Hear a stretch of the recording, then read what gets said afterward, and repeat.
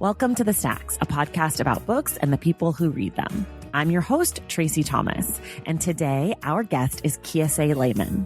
Kiese is an author, professor, and essayist, most well known for his memoir, Heavy. He's also the author of Long Division, a novel, and a collection of essays called How to Slowly Kill Yourself and Others in America.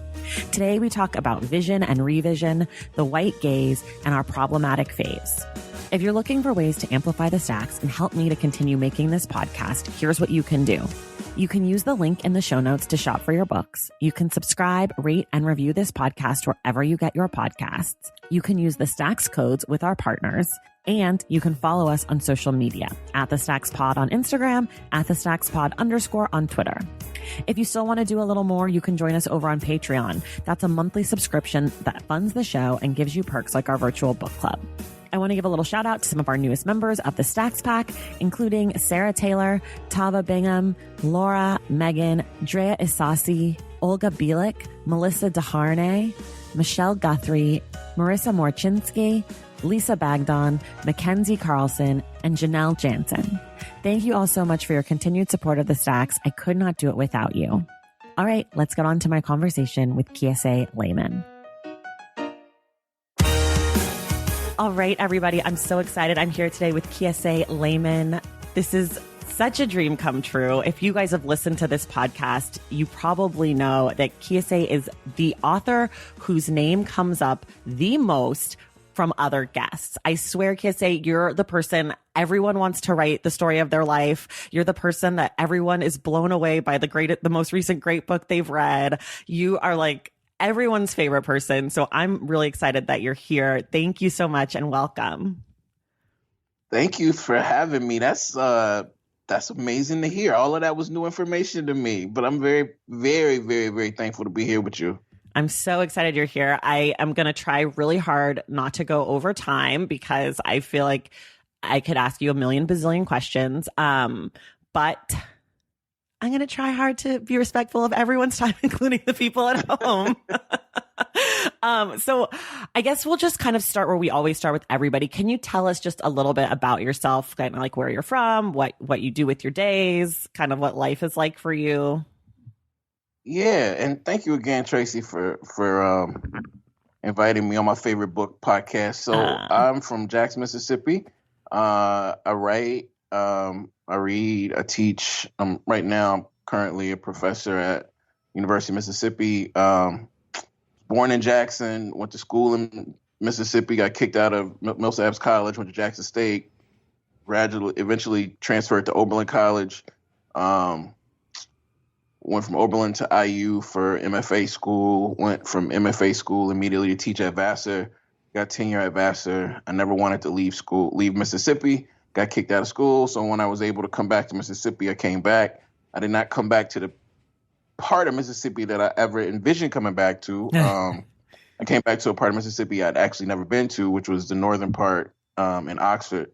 But I'm closer to home, and I always wanted to come back home on my own terms. And I'm doing some writing and reading now that I really feel confident in and happy. And that's just, I rarely feel happy when I'm writing, but I'm feeling happy writing right now. So that's where I am. That's beautiful. Can you tell us what you're writing about, or is that top secret information?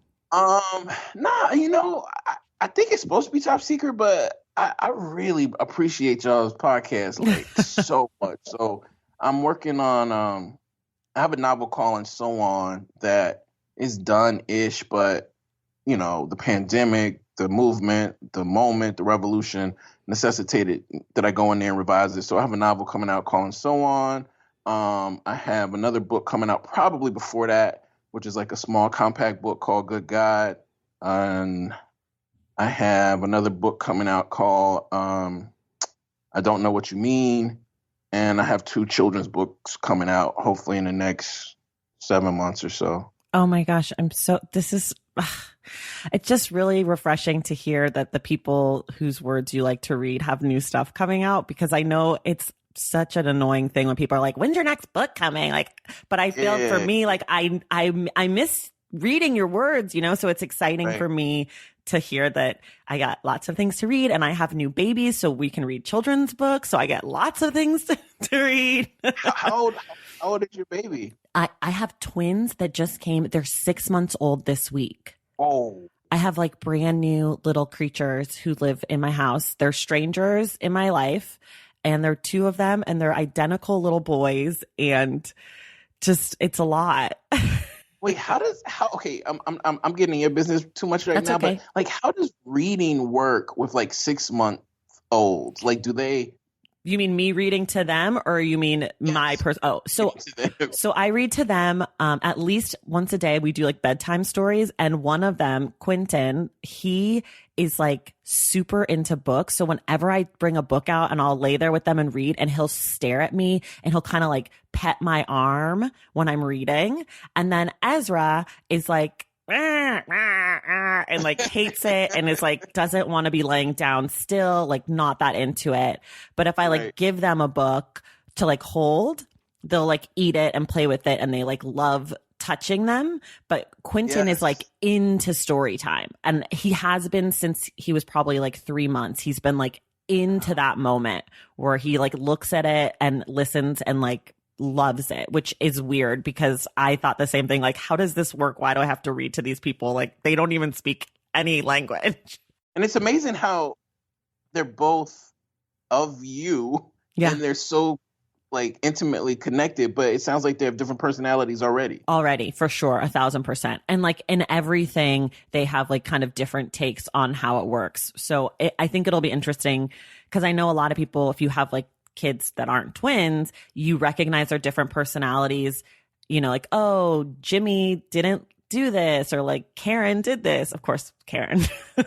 But with them, it's like side by side in the exact moment. Like we just gave them food for the first time this week, and Quentin was like totally into it the first day, and Ezra was like spitting it out and like screaming. And then he started going to like the get out place where he would look off to the distance, and I would have the spoon like right in front of his face, and he would not acknowledge me, like totally like trying to ignore me, so strong-willed, which is totally my personality. But I was like, who is this baby? It's like, these are sweet potatoes, baby. Okay, life could be a whole lot worse, kid. It could be broccoli. That's true. That's so funny. I love that they're eating sweet potatoes too. Like I feel that was like their first food. Really? Yeah, that was the first thing I gave them. Wow. It just felt right. Yeah, that's my granny. My granny always she did that with her kids. She had this massive garden, and so sweet potatoes were the first thing she gave all her children and grandchildren. Yep. Yeah, I mean, I don't know. My family is, my dad's side of the family is from Louisiana, so I don't know, maybe it's like a Southern thing. I don't know. Okay, let's start talking about feeding babies, because this is allegedly not a baby feeding podcast, but it can be. It can be if we want it to be, I guess. I want to talk to you about Heavy, and I want to talk to you about your writing. So Heavy is your memoir. It's your most recent book.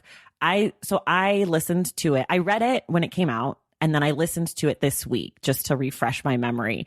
And one of the things that you talk about in your book is revision. I feel like that's like kind of a word that comes up a lot in the book. And I think a lot of people who have read your work and know anything about you, that's a word that they kind of associate with you. I think like you're kind of the patron saint of revision at this point in writing.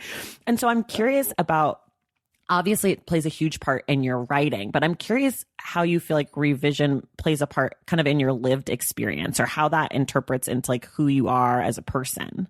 Yeah, I mean, when I'm living my best life and my most courageous life, I'm honestly assessing, you know, the vision of what I did yesterday or 2 days ago or whatever, and or a few minutes ago, and when I'm living my best, I'm honestly looking at that and thinking about, you know, how it can be better. You know what I'm saying, or like how my initial vision that I often thought was like so innocent was probably dripping in some sort of harm. So, you know, revision for me in my life and revision for me in my work is about like the fine points of craft, but it ultimately is about like the treatment. You know what I mean? Like in a paragraph, like, is this paragraph being used in the service of justice and liberation? And how do you do that without making it seem didactic? And I feel the same way about my life.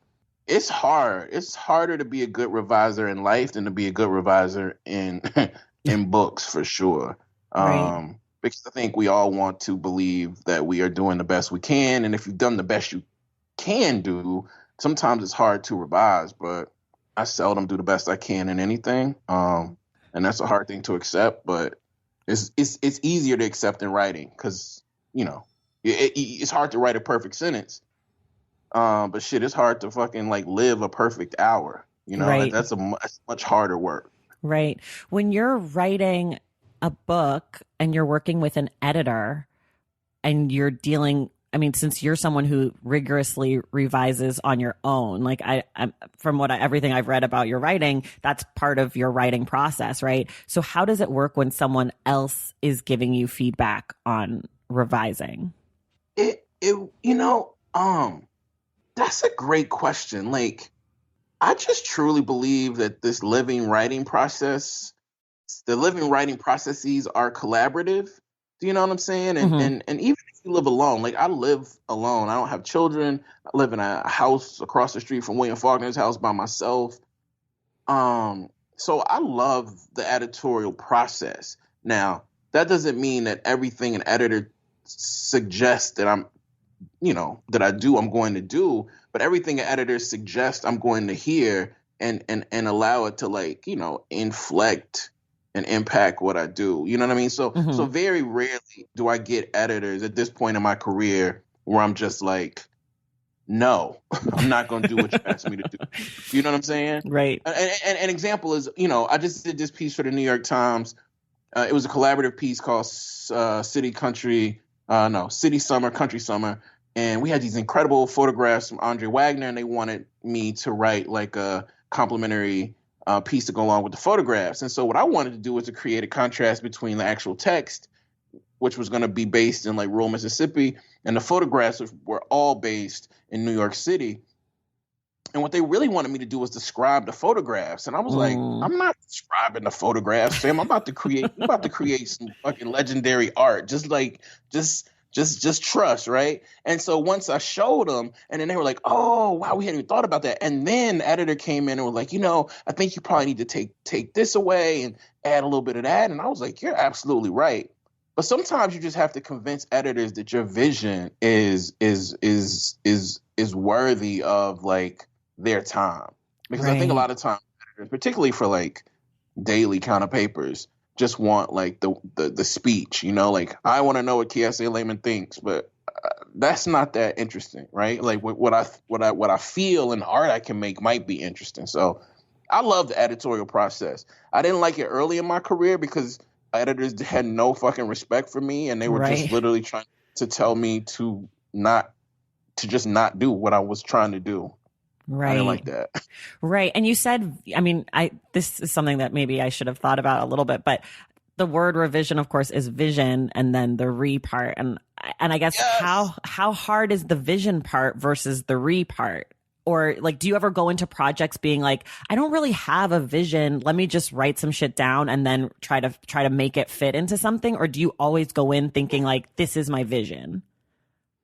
I mean, again, partially because I don't have children, I live by myself. Like, I spend a lot of time thinking about like the vision of what I want to do. Like with Heavy, beyond all the stuff I want to do with my body and my family and addiction, like I really wanted to envision a memoir that I'd never seen, right? Like Mm, I wanted to try to rewrite the American memoir canon. That's a big ass thing to try to do. right. And then I wasn't gonna stop until I had done it. Do you know what I'm saying? And that's sort of Yeah. how if in anything I've written that's successful, it's been like that. Like for example, Oxford American asked me to write this essay on Outkast, and initially I think they just wanted to know again like my thoughts on Outkast. But everybody and their mother's written about Outkast, and a lot of people have written about Outkast like brilliantly. So I was like, I wanted to connect Outkast and their freshness and their stankness to my grandmother. I'd never seen that essay. And so Hmm. like that was the vision. But then the question is like, how do you pull it off? So anyway, like I spend a lot of time thinking about vision, but I spend, again, because I don't have children, I don't know, I live by myself. I just spend a lot of other time just trying to practice sentences and practice sounds and ask myself, what is the smell of like agony? Like, how can you get people to feel agony through sensory details without using the word agony? Stupid shit like that. I like doing that kind of stuff, and a lot of it also has to do with, I just used to be very, very active. I used to run a lot, play a lot of basketball, and my body kind of broke down. And so all this energy that I used to have to exert physically, I just sort of use now more to exert, like in my writing. Right. In a way. Yeah. Yeah. Well, the energy has to go somewhere. Yeah. Yeah. I was in New York with a lot of dudes that I met when I moved here to play ball with. And then one of them was like, man, as soon as you stop fucking with us, it's like your career took off. Mm-hmm. And I was just like, no, it's not that, bro. Like, it wasn't that at all. It's literally like I broke my fucking body. Like my legs and my hips no longer work. So, time that I would spend wishing I would have been Michael Jordan or LeBron James or fucking somebody, I was just like, I should probably try to work on what I'm good at, which is revision, not writing. I'm not that good of a writer, but I'm pretty good at revision. So when you're writing these sentences, right, you're like working, like you're doing, it sounds like you kind of do like drills with your writing, right? Like it's like a form of exercise for your mind and your writing skills. What is that? Do you like sit down at the desk and say, okay, I'm going to just write some fucking sentences? Or are you always writing sentences in service of a piece or a book or an essay or something? Oh, nah. I mean, I think for me, it's about half and half. And again, like, I know writers, like, I mean, I could tell, like Jesmond to me, like there are a lot of reasons in this world that Jesmond to me is like the greatest writer of my time. But I'm not good like that. Like I have to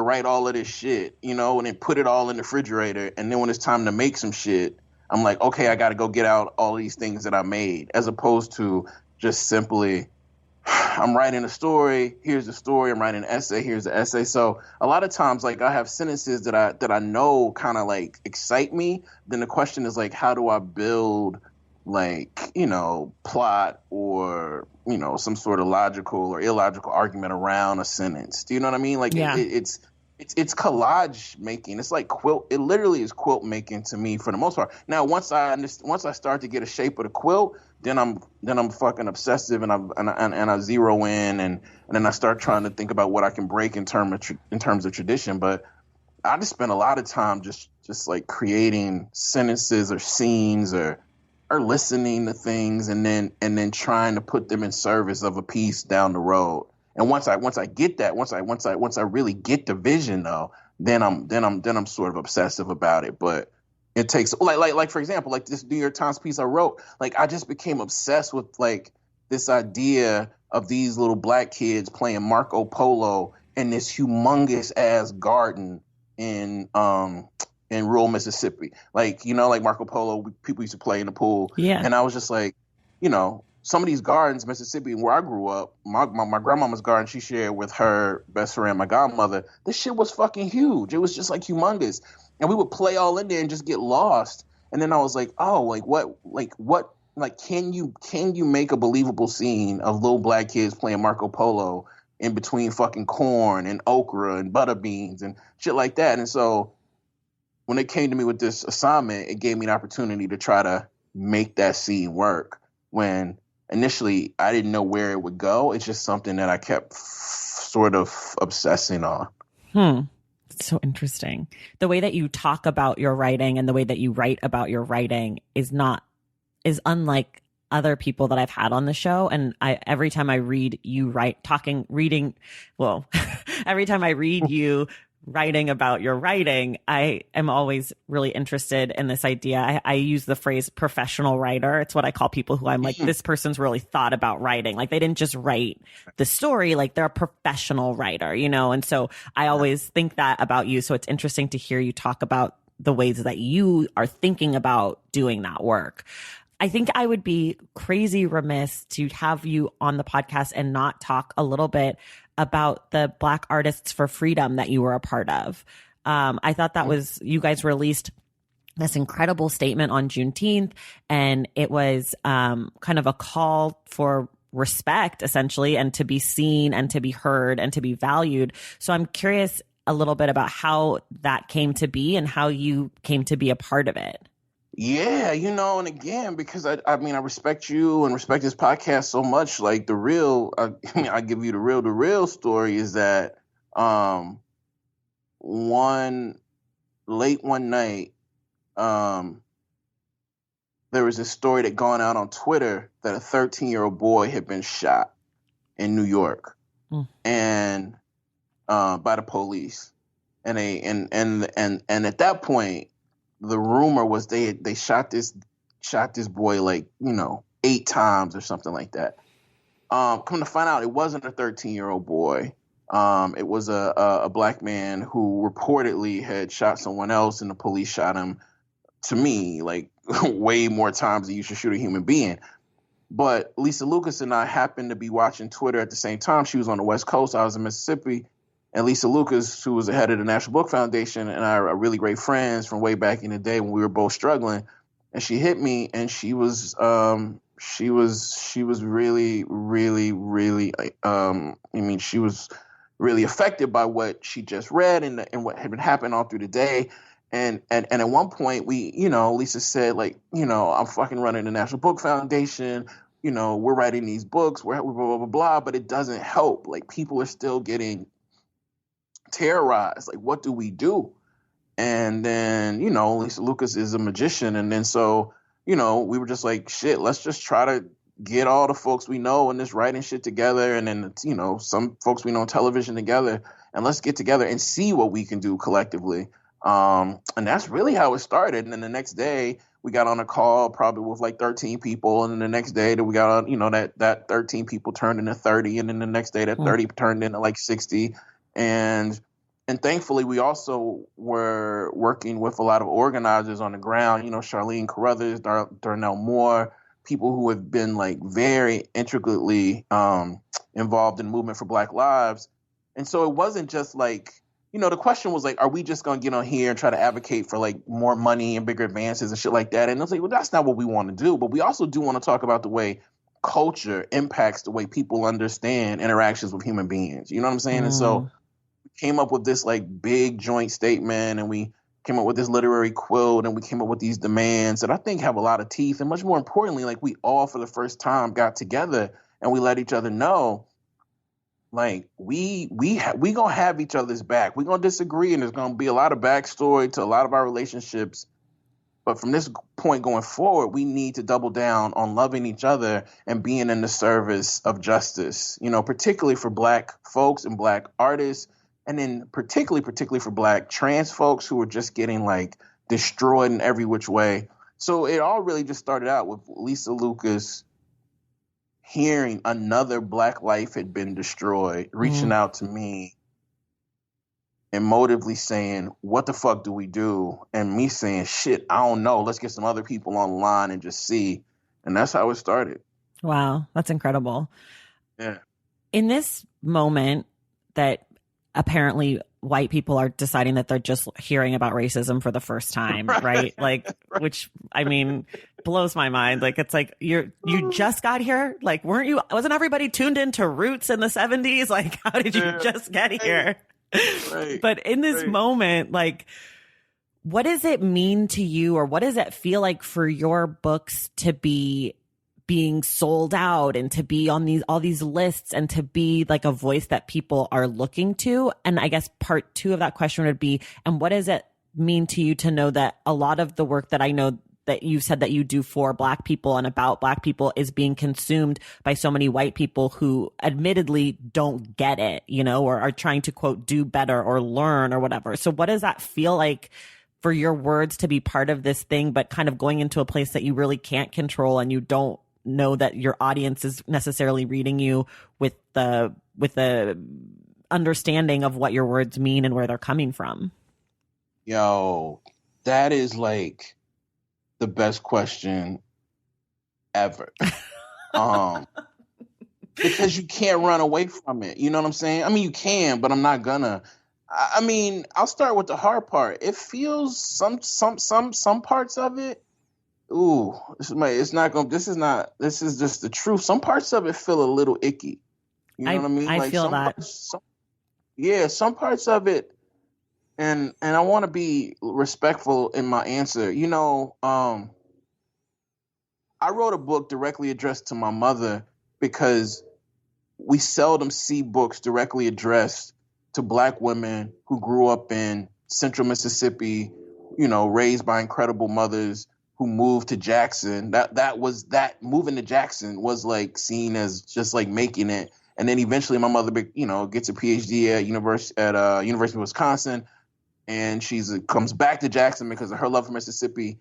And she eventually doesn't make any money, but she travels around the world really thinking about like blueprints for justice, right? I wanted a book. And in the meantime, she's trying to raise a kid who she had at 19. I wanted that person to be the center of my book. And our relationship is the God. Like, I'm the I, she's the you, but the relationship is the God. So in that book, I'm critiquing like these white gazes and how we can get mesmerized by the white gazes and whatnot. So I didn't write that book to educate one white person on earth. Like, you know what I mean? No disrespect to the people who do the how-tos and here's how you can change white people books. I got you. I understand the importance of those books. I understand the utility of those books in the 50s and the 40s and the 30s and the 60s. That's not what I wrote. So I'm grateful and thankful that I could write a book that has resonance because, again, I am writing at the end of the day about like parental relationships with children, our relationships with the nation, our relationships with our body, our relationships with joy and shame, right? That shit is some shit every person in the world has some relationship to. Right. But I didn't write a how-to. And I think some of these people are coming to these texts like trying to learn how to be better white people. And I get it. Like, you might get that from Heavy. You know what I'm saying? Maybe that's some shit you can get. But that is the exact opposite of what I was trying to do. I was trying to be like, what happens when we stop? Because I spent my college years doing that, trying to correct white people, trying to get white people to see themselves in the hopes that if they see themselves with enough acuity, they would then stop being so, like, stop doubling down on suffering of other folks. But that shit got me kicked out of school. That shit fucked up my soul. There's a history of us writing to white folks. So that's not at all what I was trying to do with Heavy. I'm very thankful anytime any people engage with that book. You know what I'm saying? I'm very thankful. But if you come into that book for how to, or now I know what Black people feel, nah, that ain't what I wrote that shit for. And I don't know, I'm not knocking the people who actually did write their books because they want to make white people less racist. Like, do it. We need that work. That's some century-old work. But shit, I'm a fucking artist, bro. Like, I'm not, and I have a responsibility. But my art would be shit if my responsibility was to like educate white people who didn't listen to James Baldwin. Because you know what? None of us writing these books are going to be able to write them shits better than James Baldwin. You know what I'm saying? Who spent his career begging white people to stop being so fucked up. Right. And so Heavy is in some way like an attempt to be like, I love James Baldwin. There would be no me without Baldwin. But the part of him that was obsessed with like trying to get white liberals to change, that's not what I'm doing. So to see my book on these lists, sometimes I'm like, sometimes I'm like, one of those books don't look like the other books. Sometimes I'm like, damn, like, how come with all this dope ass lush Black art, sometimes I'm like, why does it really seem that they're obsessed with like Black? Sometimes it seems like Black men like coming of age or dealing. I don't know. Maybe I shouldn't be saying this right now. Like, I'm very thankful that those books are out there educating. I mean, to pivot, one thing that I think we see is that white people, including wealthy white people, are acknowledging that their wealthy educations in some way were not worth shit. Right. You know what I'm saying? Other than like transporting them into portals of like power that they do or do not deserve. But I think we just got to rethink education, because if the best educations in this world are leading 45-year-old, 55-year-old, 13-year-old, like wonderfully quote unquote educated white people to really need to read books to tell them what it means to be white, after fucking the best of our artists spent way too much of our time doing that, their education Right. and our conception of best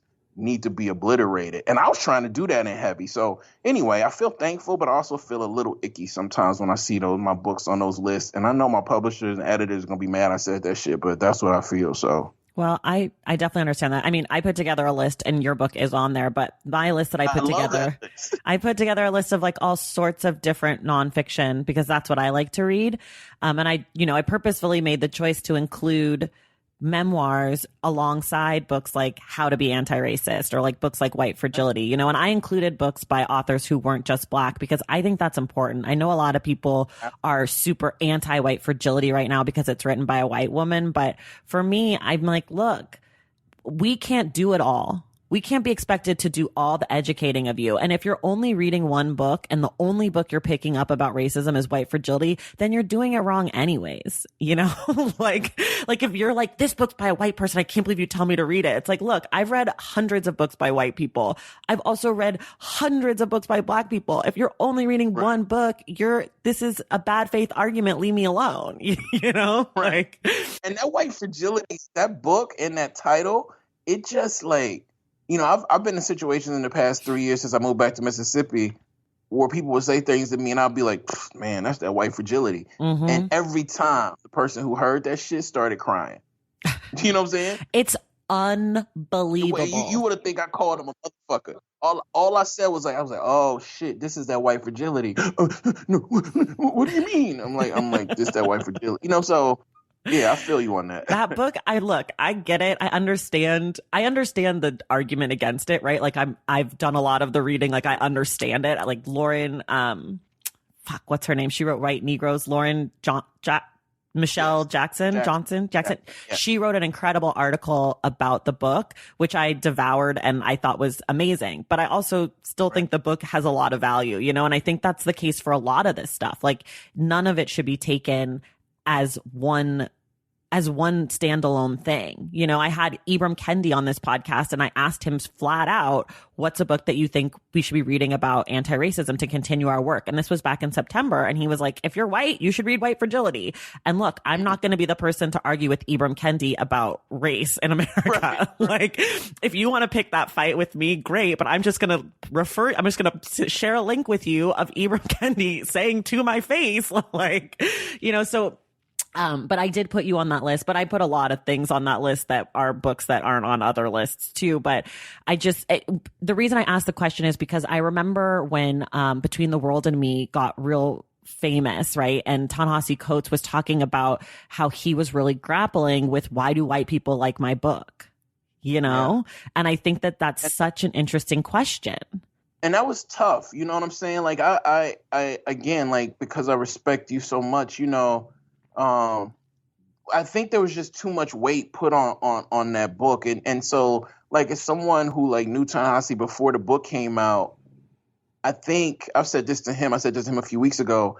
Every book that comes out, like, needs to be intellectually and artistically, like, reckoned with, right? Like, we need to critique. Like, people need to talk. People who love you need to be like, this is dope, but like maybe you could have done some other stuff here. And I said to Ta-Nehisi, if you're gonna write a book to your son, I think you need to talk to your son about cis heteropatriarchy and how he is going to be encouraged to police certain bodies. I was straight up flat out about that from the rip. But what I also think, and I can own this, is like, we had just never seen, like, that cadre of writers had never seen white folks gobble up something so much. And because there's so much distrust of white folks, I think within, like, us as general Black folks, definitely like Black artists, we were just like, wait a minute, something must be fucked up about this book because white people are gobbling it up. You know what I'm saying? And instead of focusing that shit on the consumers, I think some of what you heard, in addition to like critiques that I think people could substantiate, was like,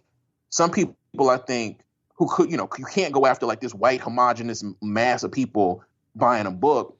So I think some people went after Ta-Nehisi in ways that I can say for myself, some of the ways were not fair. Yeah. You know, one, because that shit is like crazy making to be, you know, fucking an incredible journalist to become literally the most influential writer in the fucking world, like Right. for a while, you know, Right. like imagine how that person must feel, right? And I just think a lot of us a lot of us who cared about him, or again, I can just own this, didn't do the work to think about what the fuck it must feel like to be like a nigga who can walk down the street in New York to motherfucker who is now being like burdened with carrying the fucking race via a book. Right. You know what I'm saying? So like, it's really complicated. It's super but what I want to say is like, it's interesting too to me in this moment where we're fighting and we're struggling and we're connecting, how you rarely see like books that are about like fortifying us internally. Like what are like where are the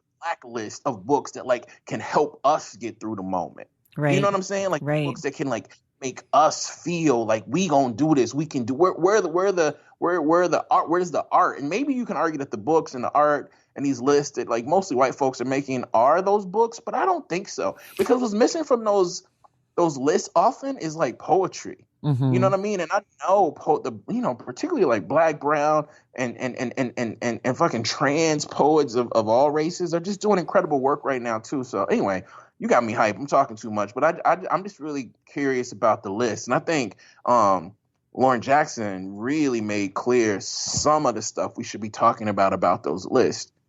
Yeah, you know, she's incredible. Holy cow! Ooh, she is no joke. That book, White Negroes, I listened to it on audio. She doesn't read it. I wish she did. But I'm thinking to myself, how is this book not everywhere?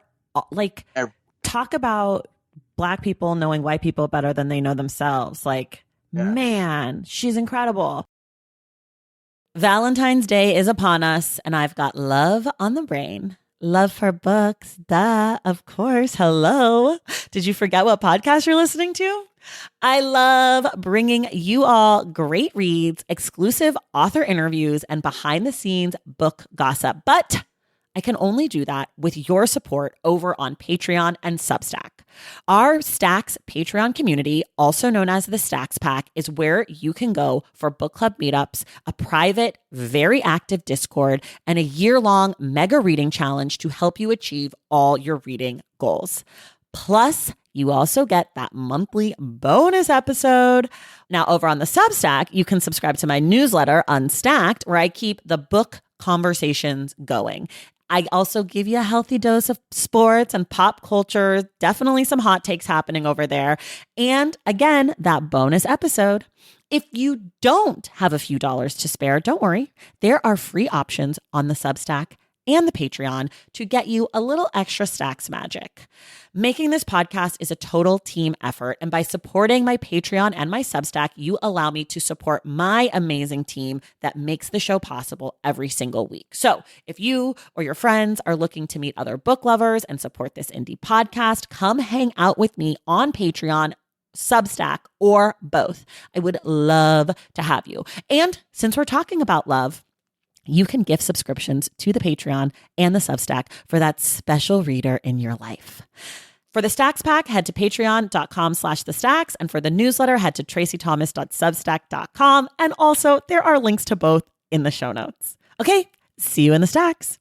Okay, we're going to transition a little bit because I do want to get to all the books that you love and stuff. And we will have plenty of time to talk more about this next week when we talk about Breathe, because that is basically more of the same kind of this moment. So we have time. But one of the things we do every episode with a guest, we do this thing called Ask the Stacks, where someone has emailed me asking for a book recommendation. And you haven't heard this yet, so I'm going to read it to you and then you're going to give me your recommendations. But I'm going to say this one that I got is not a normal one. They didn't really ask for a recommendation. They kind of asked an open-ended question, and it just came through last night. And so I changed it to do this one.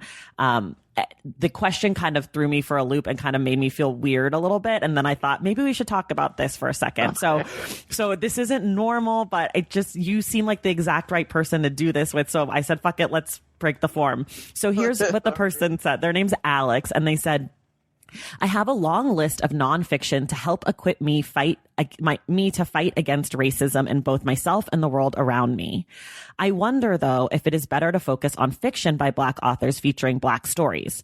I know this is not a real either or situation, as I can and will read both, but I'm asking how you think fiction also contributes to the battle of anti-racism. I'll kind of start so you can think a little bit. I think, Alex, and I don't mean this to be like tongue in cheek necessarily, but the truth of the matter is we all grew up going to white schools for the most part. Even if you went to a historically Black college, that is framed against historically white or, predominantly white institutions. And we all had to read fiction and nonfiction by white authors. And we all understood that the white fiction that we were reading was saying something about allegedly culture at large, not specifically white culture, but that's really what it was talking about. And so I think this question is, I think you're kind of missing the point. You're being told to read nonfiction and fiction and poetry and essays and whatever by Black people because all of that fortifies your understanding of the Black experience. And so it isn't an either or, but but fiction does contribute to anti-racism because it contributes to the ways in which you're seeing people. And I can say that as someone when I read fiction, and I don't love fiction, but when I read fiction by, Korean authors, I'm overcome by my newfound understanding of what it means to be Korean or what it means to be Asian in America, or, like a book like Pachinko, like learning about Korean and Japanese relations. Like I'm still learning something, even though the writing's incredible and the storytelling's phenomenal. Like the art and the experience are in it, just like they are in Steinbeck or fucking The Great Gatsby. Like it's all in there. So this question almost kind of misses the point of art to me, right? Like your question is really like, is art valuable? And my answer is going to be like 1,000%. That being said, some books that I would suggest you check out. I mean, Toni Morrison, sure you're familiar with her. Like Beloved is such a great example of a book that is both history and art, right? And like, I don't even understand that book. And please go listen to the episode where Damaris Hill just like blows the book up on this show. And I'm sitting there looking at her being like, what did you think of the characters? And she's like, let me read from Paradise Lost. Like, I don't know. So that's one that I suggest. One that I feel like people don't really talk about anymore that I thought was so great was The Sellout by Paul Beatty. That satire, it's like different. It's not just about being Black. It's about like imagining a different world of Blackness. And so that one's great. And then also Heads of the Colored People by Nafisa Thompson Spires. It's an incredible short story collection. It's just basically the subtitle of the book should be Blackness is Not a Monolith. Like every story is different. Every person in every story is different and weird and fucked up and cool and like troubled and not and joyful. And like that to me is what it means to be Black. Like that collection is like Black, So those are the things I would suggest you check out, Alex. But to answer the question, read Black authors because Black art is important, period. And I just, I'm so glad you brought up Nafisa because somehow, some way, I just think we've forgotten the value of the short story. You know what I'm saying? And ZZ Packard, Nafisa, Danielle Evans, those are three incredible short story writers. I would add also, oh my God, The Secret Lives of Church Ladies, incredible books about to come out. Short stories. I don't know if y'all, I'm sure people haven't read it because it literally is just about to come out. But I think like we're in this place where people, it's like they don't appreciate the artistry of nonfiction, and then they assume sometimes that fiction cannot teach them. Right. as if art's only purpose is to teach. But like you can be so fortified through fiction. And the thing about it is a memoir is just like you have to learn fucking fictive technique to tell a fucking good memoir. Right. Like you just have to, right? Like the characters and the scenes and the pacing and all of the same shit. I'm not saying it's the same writing, but the same kind of writing. Right. The same kind of tools are necessary. Except I mean, and you have to do a lot of, I mean, fiction writing now. I mean, shit, if you're going to do fiction writing any justice, you're going to have to do a lot of research. And you're going to probably have to do a lot of reportage, you know, and definitely have to do that for memoir. So anyway, Nafisa's book, I teach that shit religiously. Daniel Evans, ZZ Packer, what was it? Drinking Coffee Elsewhere. This new one that I can't wait to teach, The Secret Lives of Church Ladies. So yeah, like the fiction is important, and Morrison, you know, I wrote my first book, Long Division, was because I was obsessed with the idea, but also I was just like, I feel like people where I'm from need something to get them to Invisible Man and Beloved, because those motherfuckers are hard. Yeah. If you just jumping into them, you know what I'm saying? Those are some hard ass books to like make sense of. And I just felt like we didn't have enough books that were sort of in that tradition that kind of could be primers. So anyway, I think my point is I think short stories can also be primers for the understanding of like novelistic exploration. And I wish people would spend more time on short story. And Look Both Ways by Jason Reynolds. Like Jason Reynolds has done, my relationship with Jason Reynolds is so interesting, and we can talk about that or not. But Look Both Ways to me is a classic, and really it's a bunch of fucking interlocked short stories, right? That book is incredible.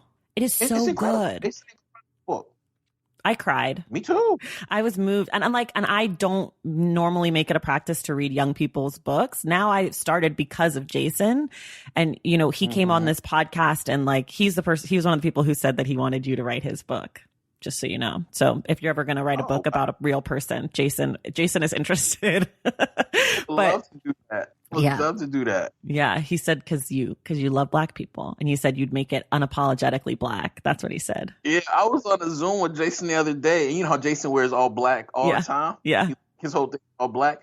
And he had on a black, I call it muscle shirt. He was like, it's a tank top. And I was like, damn, bro, even your muscle shirts are black. And then he was like, what you want me to do? Be like you, be in my own house wearing a fucking hoodie and a fucking hat? And I was just like, touche, got you win. That's hilarious. Yeah. Well, Look Both Ways is incredible. The second story, the Low Cuts one about that story is incredible. I cried so hard.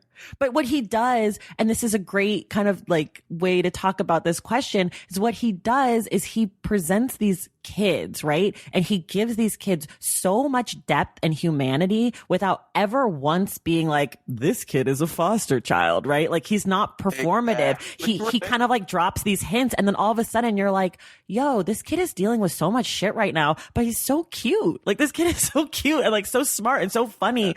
And it's really like what it means to be human, right? Is that you could be dealing with all this shit. You could be a foster kid. You could have an abusive family member. Your sibling could die, whatever. You could have all this like heaviness and still be hella fun and going to get Mr. Softy, right? And like Jason does that in a way that is so, he like boils it down so that kids can understand it, which like, that's so hard. Like he's such a talent, and it's bullshit that young people authors don't get that same respect, because what he's doing is wild. I mean, there's so many ways to talk about Jason Reynolds to me, but if I had to like just distill it, I feel like Jason is just like the master of writing through the intersections of vengeance, fear, and like, we used to call it, what do we used to call it?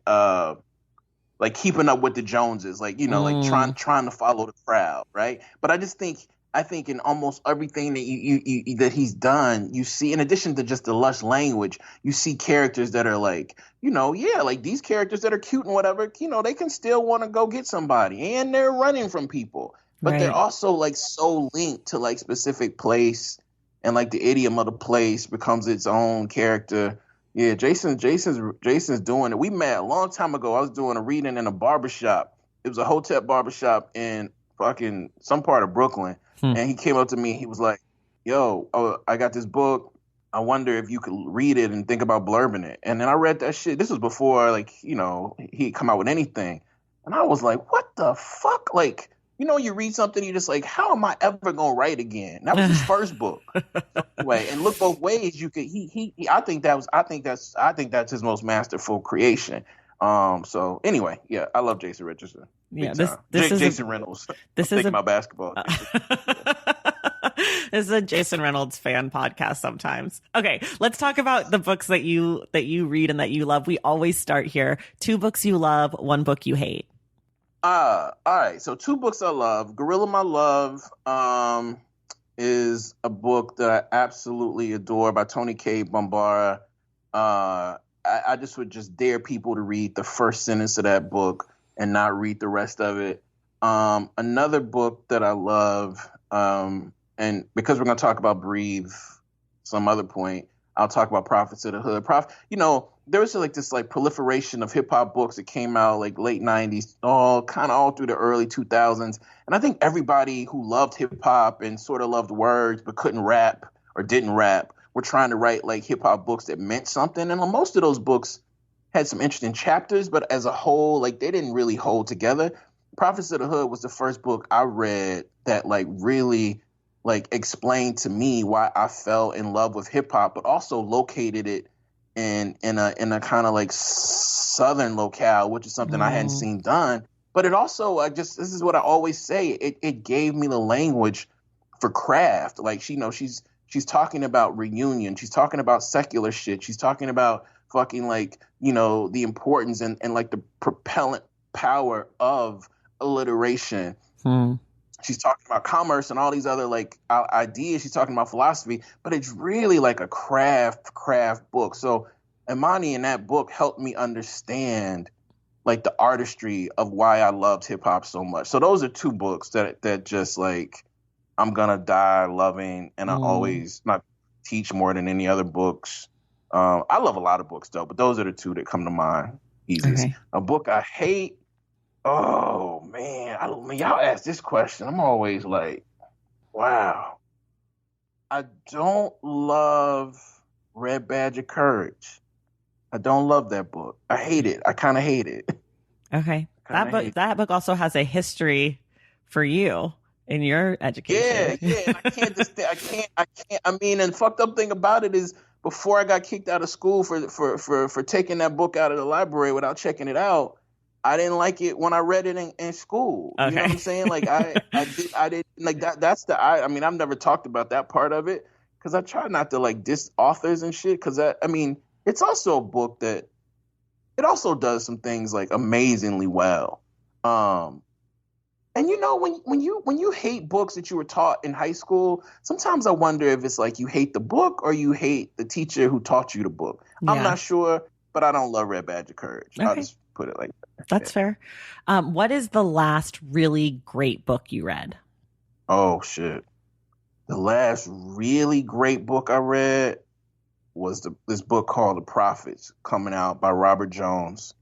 I read it not long ago at all, and we have not read that book, and that's all I'll say. It is astounding. It's an astounding novel, and it's an astounding first novel, and he's doing things with like really like slavery, afterlife, carcerality, and queerness, and like community building and community destruction that and ultimately like he really is like redefining love in a way that I never thought was possible, because everybody writes about love. So The Prophets by Robert Jones is that book. It's that scary book that I think people are going to read and be like, oh, I had no idea people could do this.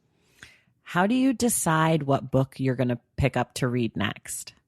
A lot of people send me books because they want me to blurb them. So right now, like my readerly sort of like queue or whatever is dictated by the books people ask me to blurb.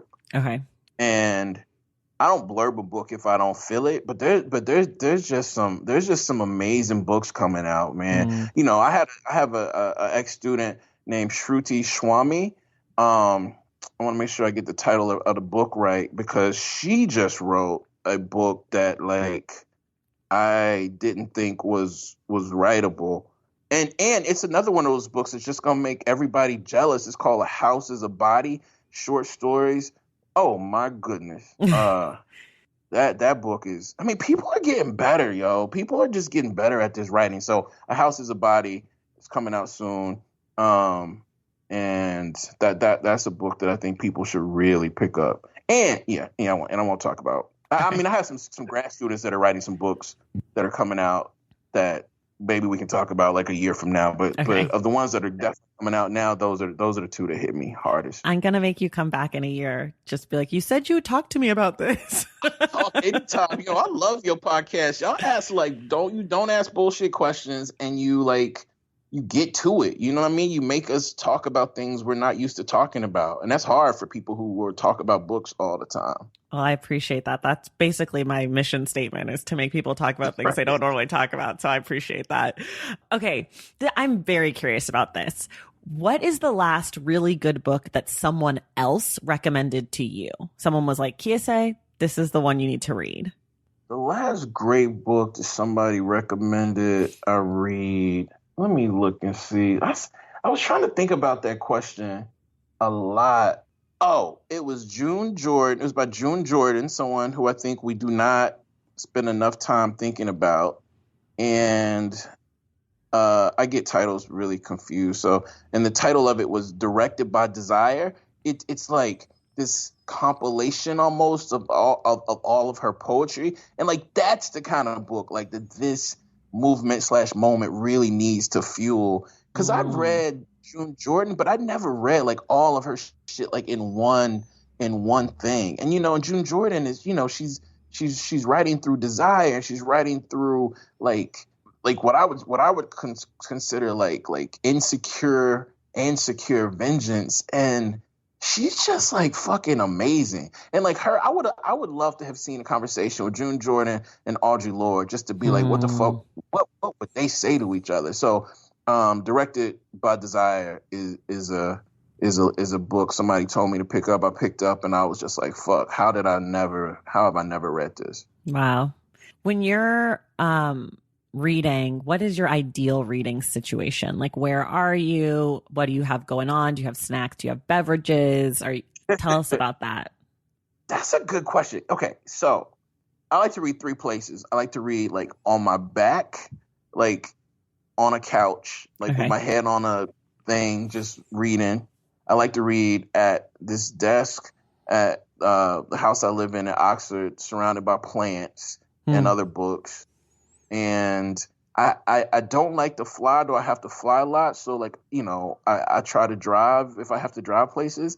And so I just recently got into listening to audiobooks, and I like it, fam. Like, I don't know. I know a lot of my great friends we're always supposed to be dissing audiobooks and shit, but a good audiobook is, I don't know if there's anything like that. You know what I'm saying? Like a good audiobook. So listening to books in my car, sitting at my desk in my house in Oxford and reading on my back on my couch are like where I like to read the most. You're a sports person, right?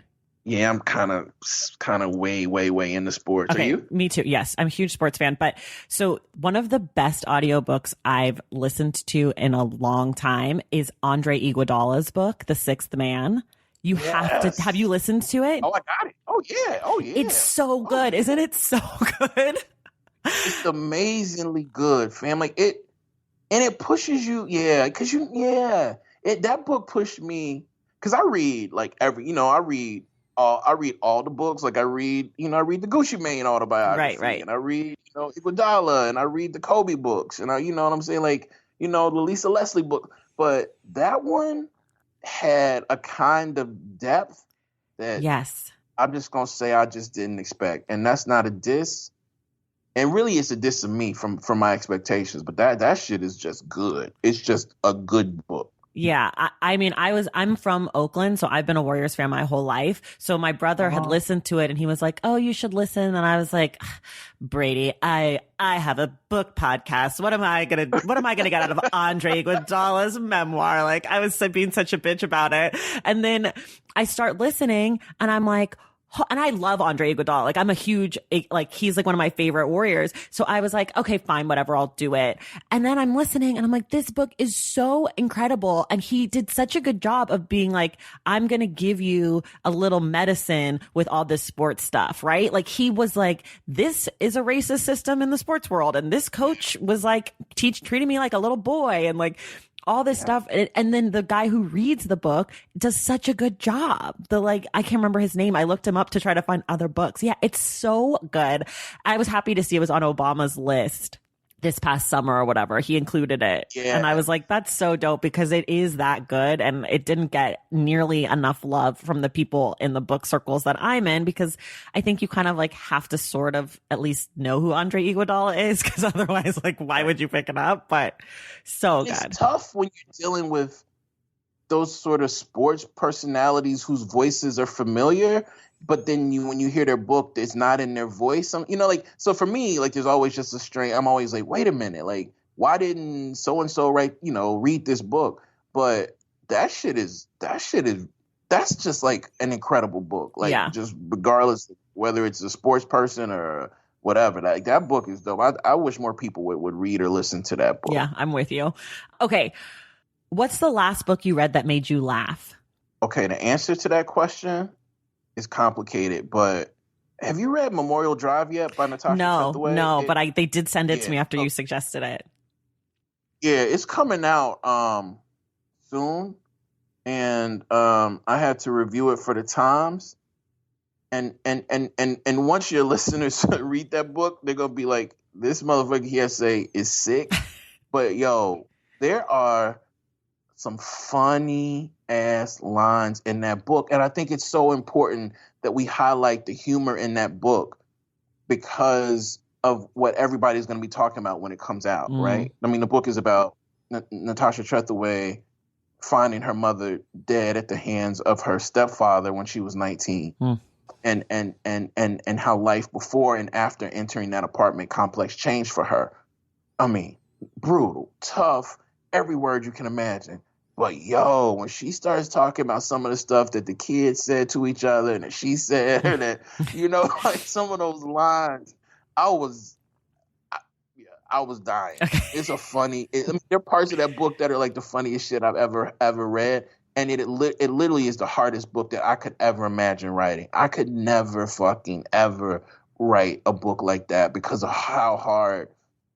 Y'all will see if you read it, but it's funny too. And I hope people open up themselves for that possibility. It's some real funny shit in there. But it's like The Yellow House. Like Yellow House, people don't talk about as being a funny book. But, I think anytime part of what your job is like really trying to get the kernel of like interaction between people, especially Black people, we be saying some fucking like crazy shit to each other, right? And sometimes, and the funniest shit about it is like it ain't even crazy. These are like, I thought The Yellow House was funny as fuck. In addition to being like one of the most like ambitious, breathtaking books I read, I just thought it was funny. I said the same thing when listening to your book this time.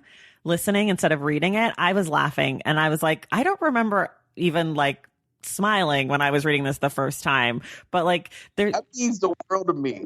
Being Black is a mix of being, treated like shit a lot and also being the funniest, most creative people on the face of the earth. Yeah. Like, I mean, I hate to say it, but like we're funny as shit. And like, we can find the like the kernels of just like, this is the worst day of my life. And also like, what are those? That's exactly what I feel, fam. And like, so sometimes when I read these reviews are heavy and they talk about that shit, like, this is not a diss of Push or Precious, but that is not that. I didn't write that book. Like my book, right?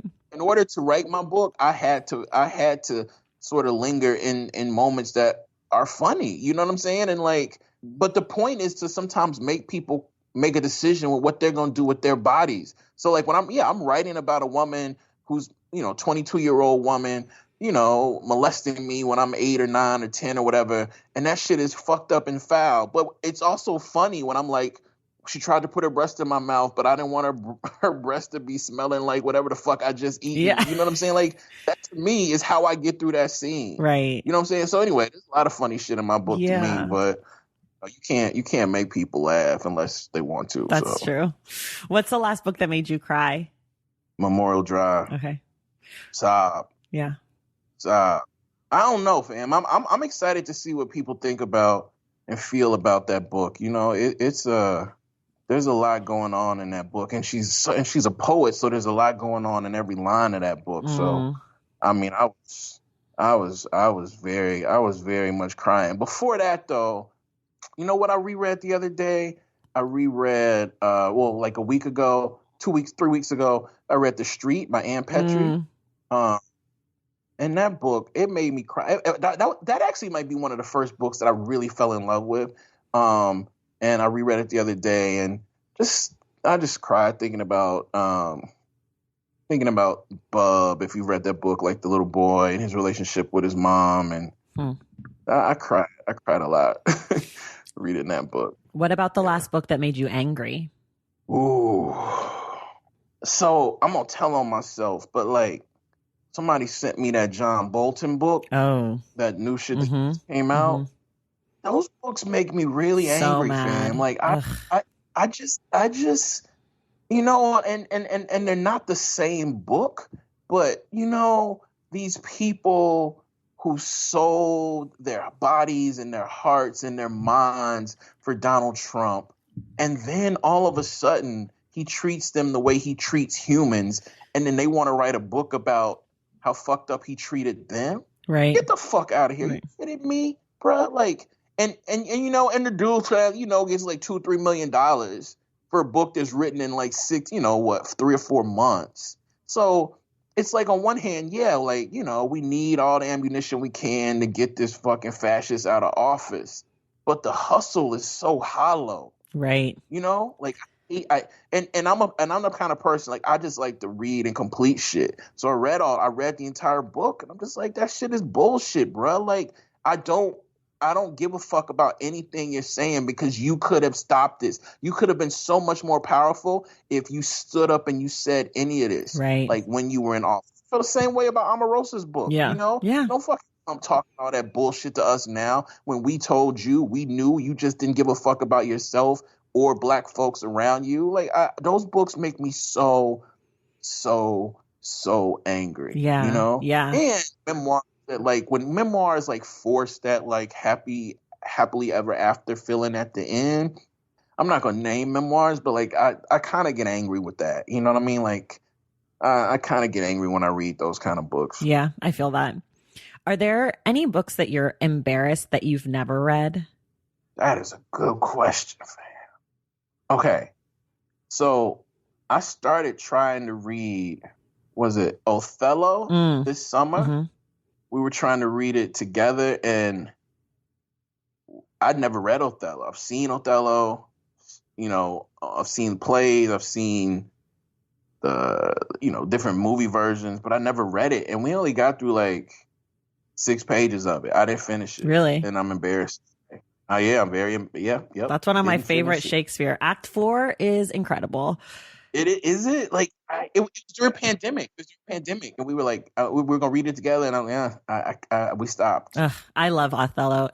I read it a few years ago in anticipation of an episode where we read a modern retelling that was terrible, but it inspired me to go back and read all of Shakespeare's plays. So I've been reading one a month for the last like almost 2 years now. Wow. But I haven't gotten back to Othello. I'm trying to go like in order, but there's no real order. But I was a theater major, so I did classical theater for a while. So like I have a history of reading Shakespeare, and it's definitely hard. Like some of them I'm really just zipping through this because I'm not into it. Right. But Act 4 of Othello is there's a scene in Act 4 between Emilia and Desdemona, or maybe that's Act 5, where we're getting ready for her to like die. Spoiler alert, I guess, if you don't know Othello. But it's so good. It's such a good scene. It makes me cry. Did you read Richard III? Yeah, I was in Richard III a few times in college. It's incredible. I know. I played Queen Margaret, the old evil queen. Okay. The best part in the play. I did it in college, and then I did it out in California at this Shakespeare company that I was working with for the summer. And I freaking love Richard III. I'm obsessed with that. I mean, that's the one I like. I should have stopped reading that so many times and finished Othello. But yeah, Richard III is.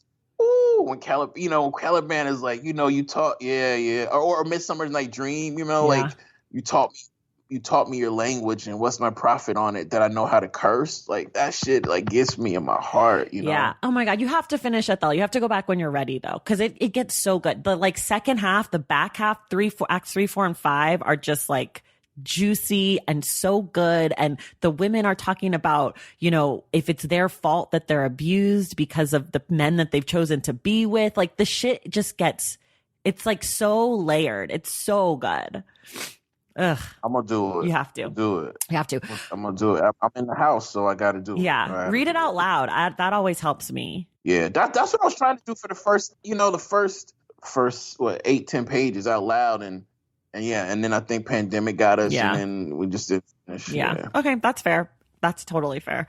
Okay, what's a book that is like your problematic favorite? I got so many. Ooh, that's like one of those questions you just don't even want to be honest about. Yeah. I'm a teacher, right? Okay. So I'm saying all that to say, like, I teach a lot of books that are problematic, so we can talk about the problematic nature of the book and the parts of the nation that shape the book. So there's this book by Iceberg Slim called Pimp, which is probably one of the most problematic books ever created. And but it's also like such a historical document. It's really interesting too when you ask people about fucked up books and then they start trying to rationalize why it's not fucked up. It's just fucked up. Right. It's just fucked up. It's just a fucked up book. It's called Pimp. I've had to review somebody who wrote a review of it, and it's a fucked up book. But it's like there's so many typos in the book. It's so like not. It's like I don't think it got edited once. You know what I'm saying?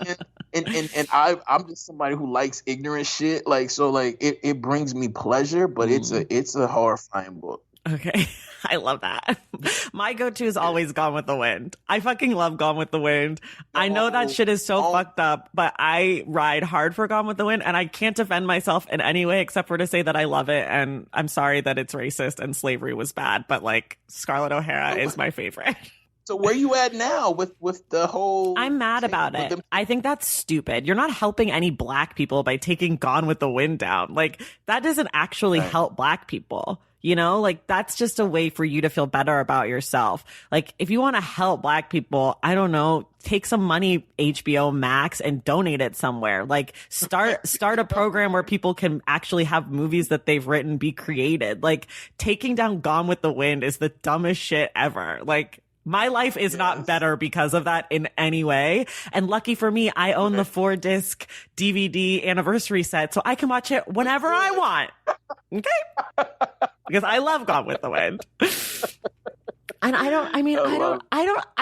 don't really quite get it. Like, I understand that the book and the movie are racist. Like, I fully understand that. Like, there's no such thing as like this happy slave and like the shit is bad. But I also I guess I don't know what people want it to be. Like I don't understand. I understand that it's racist and it's bad, but I guess I don't understand what people were expecting or hoping that it would be. Like, did they think it was going to be 12 Years a Slave? Like, I don't know. Right. And even that has like the white savior guy. Like, I don't know. Like, it's the response to it. It's what I was saying about Between the World and Me. I think sometimes, I think people are so mad that it's so lauded, and they think it's lauded uncritically, as it was lauded uncritically. Sure. So instead of fucking like talking about the critics and like that like uncritical lauding, like they're like, let's take the book out, Yeah. That's what I think. Yeah. That's what I think. And I do think there's like this distrust of like teachers, ultimately, because when you just take books out like that, you have to also distrust that because there's a way to teach that shit that could be like completely dripping in like black liberatory everything. Right. Like, and I love to teach fucked up books through like the lens of like, liberation.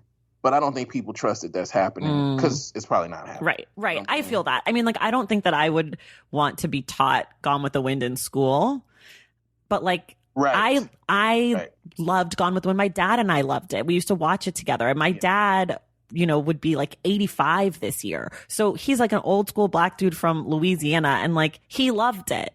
And I think he and I both know that like that shit was racist, but also like Rhett Butler was such a scoundrel, you know?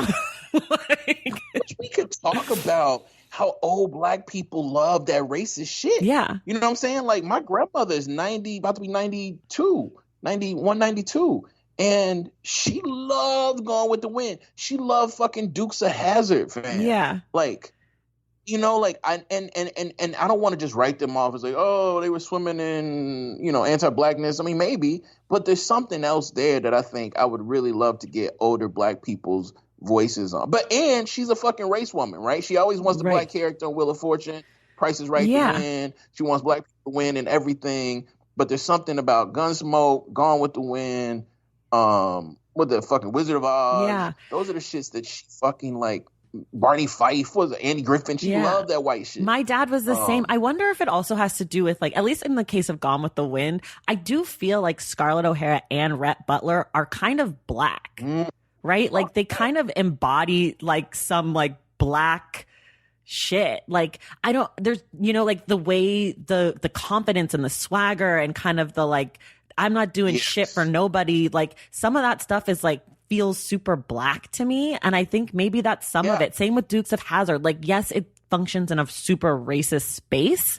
And yes, like the time and the place and, you know, slapping like the prissy is like not a great look, Scarlett, but also there's something about, you know, rolling up to this jail and being like, I'm wearing a dress made out of curtains and I'm going to make this shit work and I'm going to get what I want. And like, you know, so maybe there's something in it that like they recognize as black in a way. I think I think people would push back against that shit, but fuck it. You know, when Morrison talks and like Playing in the Dark about these Africanisms that make their way into this, you know, seemingly white shit. Like I just know that shit is true. It's like wrestling. We used to watch wrestling growing up.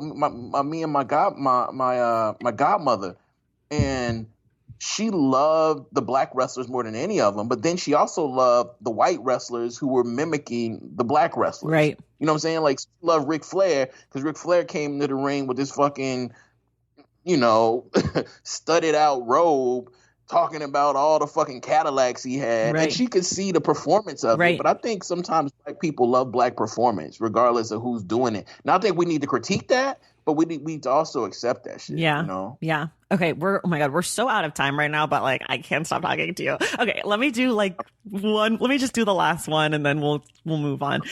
Okay. So the last one, we always end with this one. What's the book that you would require the current president of the United States to read? Oh God. Breathe. Okay. That's a perfect segue. Because I think it's a book. I think that book would melt him. And I would like for him to be melted. Because I think we don't talk about him as like a failed parent enough. Wow. Like, talk about him as a failed everything else. But fuck it. Like, the dude is not just a failed businessman, a failed president, a failed husband. He's a failed fucking parent. Yeah. And if a black mother or a black father was a parent to Barron, the way this dude appears to be a parent, all people will be talking about is like what a failed fucking parent he is. And, you know, look at his children. I'm sorry. Like, I think failed parents need to read books by people who are trying to be fucking like liberatory loving parents. I think that book would melt. Hopefully by page 3 the motherfucker would just be melted. Right. So I would suggest Breathe. That's so good. Okay, we're gonna get out of here. When Kiese is back, we're going to be discussing Breathe by Imani Perry in detail. But Kiese, thank you so much for this. This was wonderful. Thank you. Thank you, Tracy, for making time for all of us and for me today. I appreciate it. Yay. And we will see you guys in the stacks.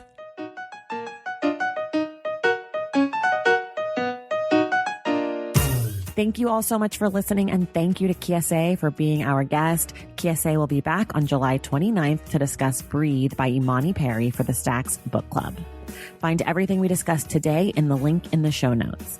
And for more from The Stacks, follow us on social media at The Stacks Pod on Instagram and at The Stacks Pod _ on Twitter.